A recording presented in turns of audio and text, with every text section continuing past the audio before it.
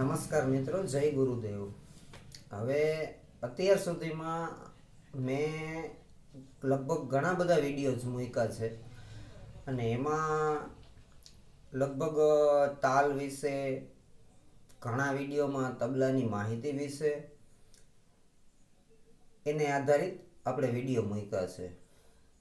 અને ઓવરઓલ જોવા જઈએ તો યુટ્યુબ પર ઘણા એવા લોકો છે કે જે તબલા શીખવાડતા હોય છે અને વિડીયો મૂકતા હોય છે. હવે એમાં બને છે એવું કે ઓવરઓલ જેટલા લોકો પણ વિડીયોઝ બનાવે છે તબલા એકોર્ડિંગ, એમાં એનું મેઇન જે એ લોકો શીખવાડતા હોય છે, કોઈ પણ તાલ કે માત્રા એમાં જે આવતી હોય એ બધું, એ મોટા ભાગે આ જીવારી ઉપર એનું ફોકસ સૌથી વધારે હોય છે. એટલે આજે મને એવું વિચાર આવ્યો કે ઓલમોસ્ટ જેટલા પણ તાલ છે એ બધા તાલ એકોર્ડિંગ, ત્યારબાદ જ્યારે બી તબલાની વાત આવે તો તે હંમેશા આપણે જીવારી ઉપર જ આપણું ફોકસ મોટા ભાગે કરતા હોય છે. ભોરમને લગતી વાત, વિડીયોઝ ખૂબ ઓછા હોય છે, કારણ કે ભોરમ જે છે ને એ તબલામાં જે તબલાનો બેઝ છે એ કામ ભોરમનું છે. હવે એક વ્યક્તિ શીખવાડે છે કે કોઈ ક્લાસીસ ચલાવતું હોય કે કોઈ ઓનલાઈન યુટ્યુબમાં ક્લાસીસ ચલાવતું હોય. આપણે કોઈ એવા ક્લાસીસ તો નથી ચલાવતા, પણ થોડું ઘણું જે આવડે છે એને આધારિત આપણે વિડીયો મૂકીએ છીએ. હવે જે ભોરમ છે કે તબલું, ટૂંકમાં આપણે તબલા કહીએ તો તબલામાં એક પર્ટિક્યુલર શીખનાર અને શીખવાડનાર, આ બે વસ્તુમાં બને એવું કે સપોઝ મેચ છે, આજે કોઈ માહિતી તબલાને લગતી માહિતી આપી અને મારા વિડીયો જેને સારા લાગ્યા હોય એને કદાચ જોયા હોય, તો શીખવાડનારે શીખડાવી દીધું. પછી જે તબલા શીખે છે નવા લોકો, તો હવે એ જ્યારે રિયાઝ કરે, કારણ કે કોઈ પણ વિડીયો જોવે, એ વિડીયોની અંદર જે બાબત કહેવામાં આવેલી હોય એ મુજબ રિયાઝ કરે. પરંતુ મિત્રો, વિડીયો જોવો પછી ઘરે એનો રિયાઝ કરવો અને જ્યારે તમે વગાડવા જાઓ કોઈ પણ લેવલ ઉપર, પછી ગામની અંદર હોય કે સિટીની કોઈ સોસાયટીમાં હોય કે કોઈ મંદિરે હોય કે ગમે ત્યાં, તો આ ત્રણેય વસ્તુમાં ઘણીવાર બનશે એવું કે જ્યારે તમે વિડીયો જોશો ત્યારે જોયા પછી તમને કદાચ એવું લાગશે કે આ વસ્તુ તો બહુ સરળ છે. પછી એ જ વસ્તુનો જ્યારે તમે રિયાઝ કરવા બેસશો ત્યારે તમને એવું લાગશે કે આ સારું થોડુંક ડિફિકલ્ટ તો છે, એમ થોડુંક અઘરું છે એમ. અને એથી વધારે અઘરું ત્યારે લાગશે કે જ્યારે તમે ગ્રાઉન્ડ લેવલ ઉપર જ્યારે વગાડવા જશો, જ્યારે તમારે પરફોર્મ કરવાનું આવશે, તો ત્યારે ઘણા બધા ફેક્ટર એવા હોય છે કે એ કદાચ જે જૂના અને અનુભવી માણસો હોય એને તો બધો ખ્યાલ હોય, પરંતુ જે વ્યક્તિ નવા છે કે જેને હજી શરૂઆત કરી છે, રિયાઝ કરીને વગાડવા જતા હોય, તો એમાં આ જે ભોરમ છે, ત્યારે જીવારીને આપણે થોડીક વાર આમ સાઈડમાં લઈ, આ ભોરમ છે, તો હવે એમાં ઘણા બધા એવા ફેક્ટર હોય છે કે જ્યારે તમે કોઈ પ્રોગ્રામની અંદર વગાડો છો, પછી ભલે નાનામાં નાનો 8-10 જણા ભેગા થઈને કરતા હોય, તો જે પેલું છે ભોરમમાં સૌથી મેઇન ફેક્ટર છે કે ભોરમને કેટલું ટાઈટ હોવું જોઈએ, એનો ભોરમનો બેઝ કેવો હોવો જોઈએ. કારણ કે ઘણી વાર એવું લાગે કે આપણે વગાડીએ છીએ પણ આપણે પોતાને એવું લાગે કે આમ અવાજમાં નથી જામતું. તો એમાં ઘણા બધા ફેક્ટર કામ કરતા હોય છે કે ભોરમમાં જે આ ગડિયું છે એ તમે ડટી, જે આપણે ડટા કહી, એ કેટલા ઉપર નીચે રાખવા, એનો જીનિયમ, આ જે સાઉન્ડ છે તો એ જે સાઉન્ડ પરફેક્ટ આવે છે કે નથી આવતું. તો એમાં જો મિત્રો સારા સાઉન્ડ હોય, કારણ કે એમાં મહત્વની ભૂમિકા ભજવતું હોય ને તો એ સાઉન્ડ જેટલું સારું એટલું તબલું સારું વાગે. આ એક બહુ સીધી ને સરળ વાત છે. હવે જો ડીજે ટાઈપ સાઉન્ડ હોય તો તમારું જે તમે ભોરમ છે એ તમે જેટલું ઢીલું રાખશો ને એટલું સારું વાગશે. પરંતુ બને એવું કે જ્યારે આપણે વગાડવા જતા હોય ત્યારે ઝાંઝનો અવાજ એટલો આવતો હોય ને ઘણા બધા વધારાના વોઇસ એની સાથે જોડાયેલા હોય અને સાઉન્ડ જ્યારે થોડુંક નબળું હોય ત્યારે તબલા વગાડનારને તબલાનો બેઝ જીવારીનો જે અવાજ છે એ તો હજી કદાચ ક્લિયર આવશે, પરંતુ જે ભોરમનો બેઝ આવવો જોઈએ ને બેઝ તમને નહીં મળે અને ત્યારે તમને વગાડવામાં ઘણા બધા તકલીફ પડશે. કારણ કે જો સાઉન્ડ નબળું હોય ને તો ભોરમનો બેઝ જે આપણે જોતો હોય ને ઘણીવાર આપને મળતો નથી. એના હિસાબે આપણે તબલા વગાડવામાં ઘણીવાર ખૂબ સમસ્યા આવે છે. કારણ કે જે હાર્મોનિયમ વાગતું હોય, બેન્જો તો બહુ ઓછી જગ્યાએ હોય, પરંતુ હાર્મોનિયમ હોય તો હાર્મોનિયમના જે સૂરની સાથે આપણે જે સંગત કરવાની હોય છે ને એ સંગતમાં ઘણીવાર આપણાથી મિસ્ટેક થઈ જતી હોય છે. અને એ મિસ્ટેક થવાનું મેઇન કારણ એ હોય છે કે તબલાનો બેઝ આપને ક્લિયર આવતો નથી. કારણ કે સાઉન્ડ જો નબળું હોય ને તો ભોરમનું સેટિંગ કરવું ને એ થોડુંક ડિફિકલ્ટ થઈ જાય છે. પછી દાખલા તરીકે તમે ભજન વગાડો છો, ભજનમાં વગાડો છો અને ધૂનમાં વગાડો છો. જો તમને એમ થાય કે આપણે હીંચમાં જ વગાડવું છે તો પછી સાઉન્ડ જો નબળું હોય તો પછી આ જે ભોરમ છે ને આને તમારે થોડુંક આમ ટાઈટ કરવું પડે. કારણ કે જો તમે ટાઈટ ન કરો ને તો પાછું એનો જે બેઝ આવવો જોઈએ ને એ બેઝ હીંચમાં ન આવે, હીંચ કે દેશી ચમચીમાં. અને ભજનમાં દાખલા તરીકે વગાડવું છે, નોર્મલી તો ભજનમાં ભોરમ એકદમ લૂઝ હોય, પરંતુ સાઉન્ડ નબળું હોય ને તો ભોરમને તમારે થોડુંક ટાઈટ રાખવું પડે. આ જે છે એ ગ્રાઉન્ડ લેવલની વાત કરું છું, કારણ કે હું મહિનામાં 5 થી 6 વાર સેવા આપવા જાઉં છું. એટલે હું જ્યાં જાઉં છું ને અહીંયા સાઉન્ડ એટલા બધા પાવરફુલ નથી, કારણ કે આ બધા પ્રશ્નો મારે મહિનામાં 5 થી 6 વાર આવે છે. એટલા માટે મેં જે અનુભવ્યું છે ને એટલે જ હું એ જ કહું છું. બીજું, હવે અત્યારે માની લ્યો કે આ ભોરમ છે, જો આ સાવ ઉતારેલું ભોરમ છે, સાવ ઉપર ગડિયું છે, આની બધી જે ડટિયું છે.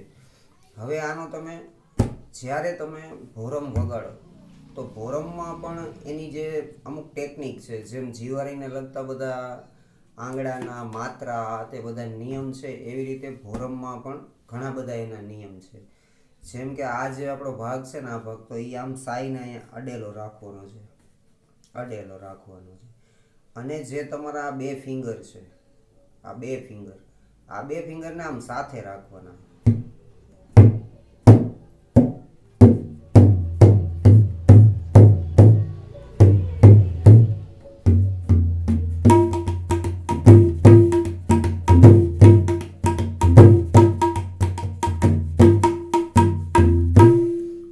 આ બે ફિંગર જ્યારે તમે સાથે રાખશો ને ત્યારે એનો જે સાઉન્ડ આવશે ને એકદમ જીન્યુન સાઉન્ડ આવશે. બીજું કે અત્યારે આ ભોરમ સાવ ઉતારેલું છે, હવે અત્યારે તમે જેનો સાઉન્ડ સાંભળશો ને એ સાઉન્ડ જોજો, અને જ્યારે આ જ ભોરમને આપણે ટાઈટ કરી ત્યારે પછી જેનો જે અવાજ નીકળે એ તમે જોજો, એટલે તમે એ વસ્તુને એકદમ ક્લિયરલી સમજી શકશો. અને આમાં અત્યારે કદાચ આપણી પાસે માઇક ને આ બધું આપણું સેટિંગ ન હોય, સેટઅપ ન હોય, એટલે હજી થોડોક આમ ઓછી અંદાજ આવે. પણ જે લોકો જે પ્રોગ્રામમાં જતા હોય ને એને પછી અહીંયા સેજ આમ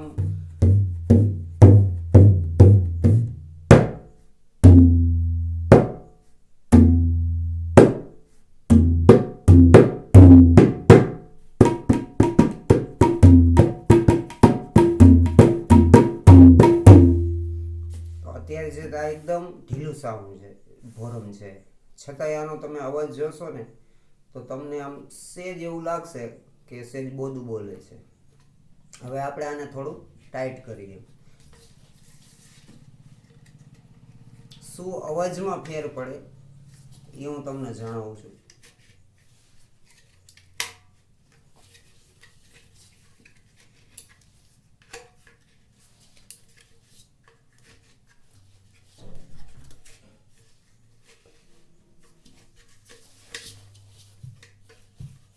અને બીજું, જે સાવ નવા છે, કદાચ હાવ નવા, કે જેને હજી શરૂઆત કરી છે, એને ભોરમ વિશે એ પણ જણાવી દઉં કે એક બાજુ જે આ સાઈનો ભાગ હશે એ ઓછો હશે, એક બાજુ વધારે હશે. તો જે ભાગ ઓછો હોય ને એને હંમેશા જીવારી બાજુ આમ રાખવાનું, આમ જીવારી બાજુ રાખવાનું. પછી હું જ્યાં સેવા આપવા જાઉં છું ત્યાં ઘણા બધા અનેક વાર આવતા હોય, એમ કે મારે એ તબલા શીખતા હોય એટલે એમ કે મારે તબલા વગાડવા છે, અને હું કોઈ બી આવે તેને વગાડવા દઉં છું. તો એ લોકો ઘણીવાર ભોરમ આમ રાખે સીધું. એકચ્યુઅલી આ રીતે ભોરમ ન રખાય. ભોરમ હંમેશા જે સાવ નવા છે, જેને ખ્યાલ નથી, આ એના માટે છે. કારણ કે આ રીતે તમે જ્યારે ભોરમને સેટ કરો ને ત્યારે આમાં તમે જે આમ થાપી મારો કે આ રીતે જો વગાડો, જો સેટ ટાઈટ કર્યું છે છતાં એનો ઓડિયો જોજો.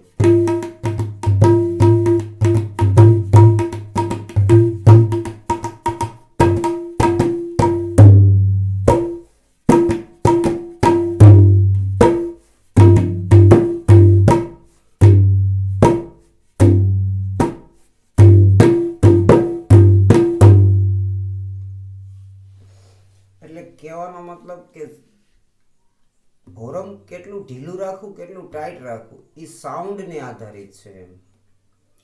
સાઉન્ડ જેટલું હાઈ ક્વોલિટીનું, ઝાઝા વોટનું હોય, ઓડિયો એકદમ પાવરફુલ હોય, તો આ જે ભોરમ છે એ થોડું લૂઝ હશે ને તોય જીન્યુન અવાજ આવશે. પરંતુ જો તમને એમ લાગે કે સાઉન્ડ સેજ નબળું છે તો પછી ભોરમને થોડુંક ટાઈટ કરવું પડે. અને હિંચમાં તો સ્વાભાવિક છે કે સેજ તો ભોરમ આપણે ટાઈટ રાખવું પડે. વાત ભજનની હોય તો ભજનમાં પછી ઢીલું હોય તો હાલે, પરંતુ થોડાક સાઉન્ડ સારા જોઈએ. અને હંમેશા જો હવે અવાજ જોજો, હવે ભોરમ ટાઈટ કર્યા પહેલાં કેવો હતો ને અત્યારે કેવો છે.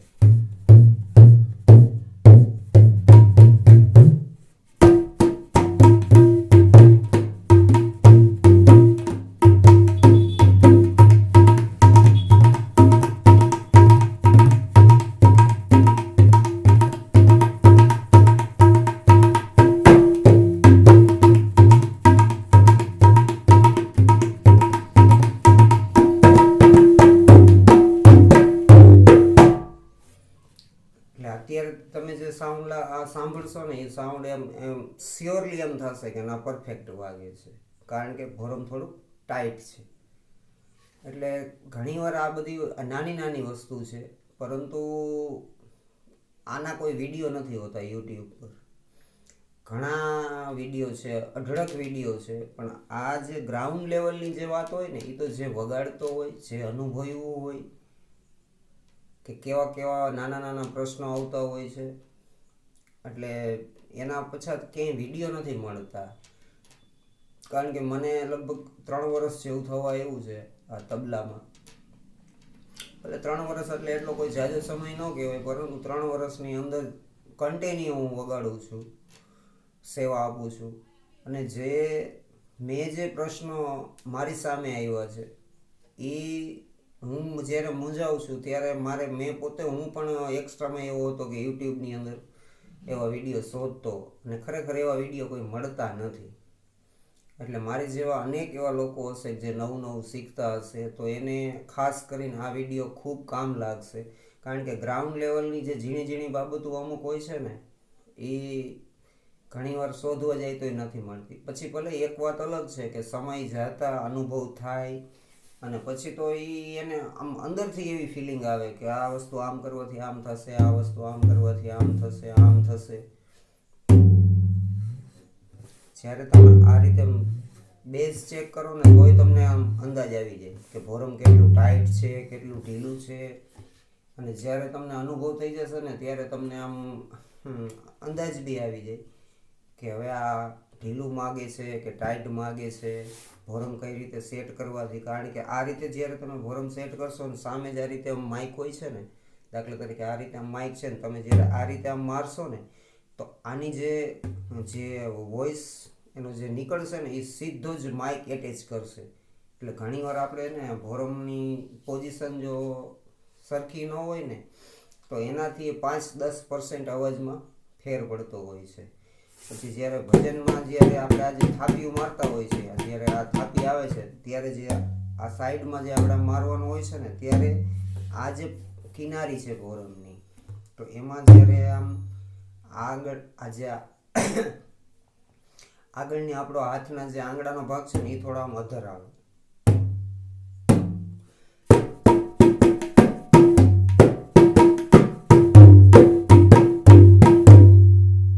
આ રીતે, કારણ કે તમે જ્યારે આમ મારશો થાપી અને આમ મારશો તો એ તમને માઇકની અંદર ક્લિયરલી એનો ડિફરન્સ દેખાશે.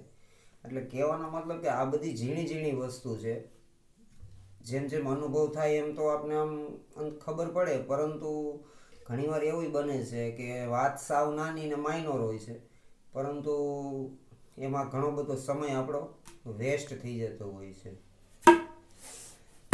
અને રહી વાત જીવારીની, તો જીવારી વિશે તો આપણે અત્યાર સુધીમાં ઘણા બધા વિડીયો મૂક્યા છે, અને જીવારીને લગતા તો યુટ્યુબ પર બીજા લોકોના પણ એટલા વિડીયો છે. અને જીવારી આમ ભોરમમાં કરતાં જીવારીના વિડીયો પણ વધારે છે, એટલે એના વિશે તો લગભગ બધાને બધી ખબર છે. પરંતુ ભોરમ વિશે મને એવું લાગ્યું કે કદાચ ક્યાંક કોકને ખ્યાલ નહીં હોય તો આપણે વિડીયો બનાવીએ. શ્રી રામ જય રામ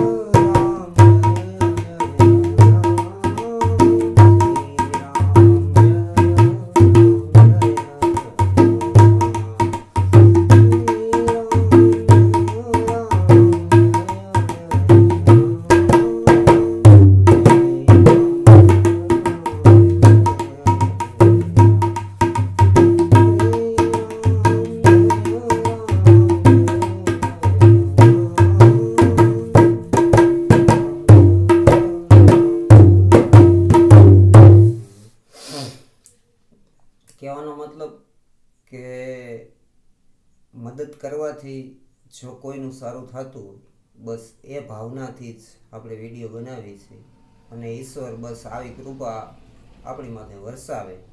અને આપણા ઘણા બધા જે નવા નવા લોકો આપણી સાથે જોડાયેલા છે, અને એમાં ઈશ્વરની કૃપાથી લગભગ 1500 સબસ્ક્રાઈબર કમ્પ્લીટ થઈ ગયા છે. એટલે આપણી ચેનલ કોઈ મોનિટાઈઝ થાય કે ન થાય એ બીજા નંબરની વાત છે. પરંતુ મેં જ્યારે વિડીયો મૂકવાની શરૂઆત કરી હતી ત્યારે એક મદદના ભાવથી વિડીયો, આજની ડેટમાં હું એ જ ભાવથી વિડીયો મૂકું છું. કારણ કે આપણે ઉસ્તાદ શબ્દો કોઈ દી વાપરો નથી, બને ત્યાં સુધી કોઈ દી વાપરવો નથી. બસ જે ઈશ્વરે આપણે થોડું ઘણું આપ્યું છે એ આપણે બીજાને આપવું છે. કારણ કે આ જે કલા છે, મા સરસ્વતીની જે દેન છે, એ જેમ વિદ્યા એક જ એવી વસ્તુ છે કે એ વહેંચવાથી વધે છે. તમારી પાસે પૈસા થોડા હોય, કદાચ 20 રૂપિયા હોય ને 20માંથી તમે જો કોઈને 10 આપો તો તમારી પાસે 10 જ વધે. પરંતુ વિદ્યા એક એવી વસ્તુ છે કે જો તમે 10 જણાને આપો તો એ 10 પાસે એ વિદ્યા પહોંચે છે. એટલે વિદ્યા આપવું અને વિદ્યા મેળવવી, આ બધી ઈશ્વરની કૃપા હોય. અને આપને કંઈક આવડતું હોય તો આપણે અચૂક બીજાને આપવું. જય ગુરુદેવ. આપનો દિવસ શુભ રહે.